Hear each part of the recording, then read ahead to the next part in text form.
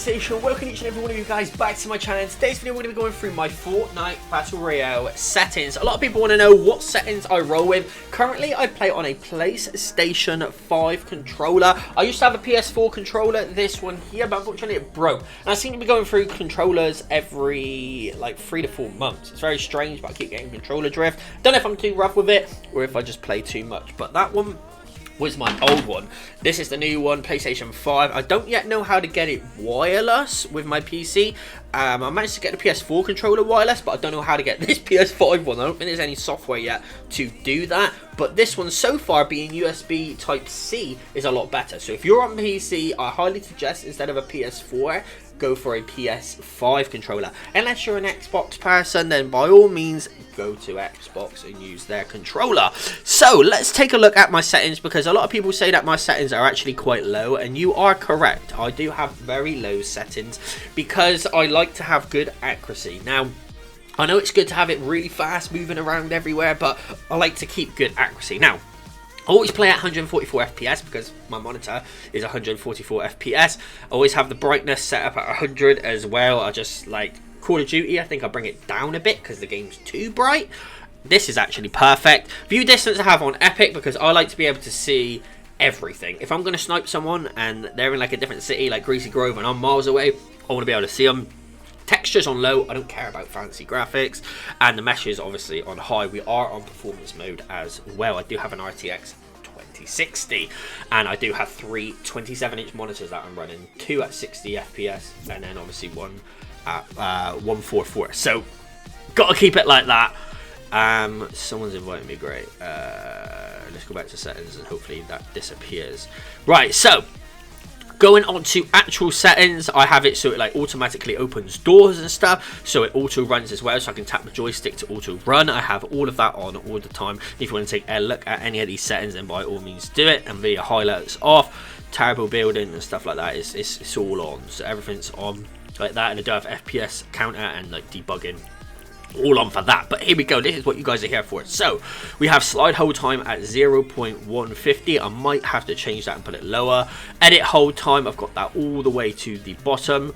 I don't too know what that's all about, the slide hold time, but we're going to leave it there for the minute. I might actually have to look into that. Vibration on, I like the feedback. A lot of people say that they don't want to have any vibration on their controller. I like the feedback, to be fair, especially if I'm being shot. It just feels a lot better. Now I don't have this sensitivity turned on at all, okay, because I do customs. I'm totally custom. So build mode sensitivity 1 times, and I use advanced settings, which scrubs out all of this pre-build stuff. So look speed and horizontal vertical speed we have on 38. We take off the boost. I don't want any boost, I want real figures here, so we have that set at 38. Turbo boost ramp time is 0.20, which is not the lowest, but I like it like that.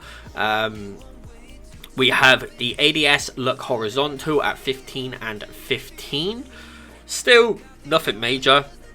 ADS horizontal, we turn all boost off. I think it comes with like boost on, but I turn it off. And then this one here is lowest as well. Look dampening right off as well, and the input curve. This is interesting. I have it on exponential, but a lot of people do have it on linear. I think it comes on linear as preset, but I actually like it on exponential. I have played with these for many years, alright, so that's how I know. Now, for dead zone, I have turned it right down. I was having a problem with the PlayStation 4 controller where the dead zone was sort of like, it kept like making its own little movements and stuff. If you go like this, like it'd be doing this on the like cursor thing, and you could just see it doing that, and then it was just moving me. But this one seems to be very still. It's not moving at all, and even if it did, like just a little bit, like I'm still within, so it's not gonna like start moving my character around. And that's what you guys need to do if you're on controller, is keep an eye on that dead zone and make sure it's not moving, because if it's doing this, just flicker him while you're looking at this screen, then you know that the stick's starting to go faulty and it's starting to pick up on something that's not actually like there. It's not a real feedback. So keep an eye on that, but I put it on 15 originally. It is supposed to be on 24 for that one and 27 for that one, but 15 on both gives me a real good feedback, and that makes up for how slow I have my movement. So obviously my moving is very slow, and you probably notice that when you see me move around, but having the dead zone means that I can start moving a lot sooner than the average person. And I used to roll with control freaks, and because I was used to that quick input, from the extra height on the control freaks. Putting this dead zone down, now that I don't use control freaks, it sort of compensates for the control freaks not being there, basically. So it gives me that feedback like I've got control freaks on. Foot controller, I don't use that, and so this is like all like crap, really. It doesn't even need to be there. On here, just on Builder Pro, pretty much Builder Pro.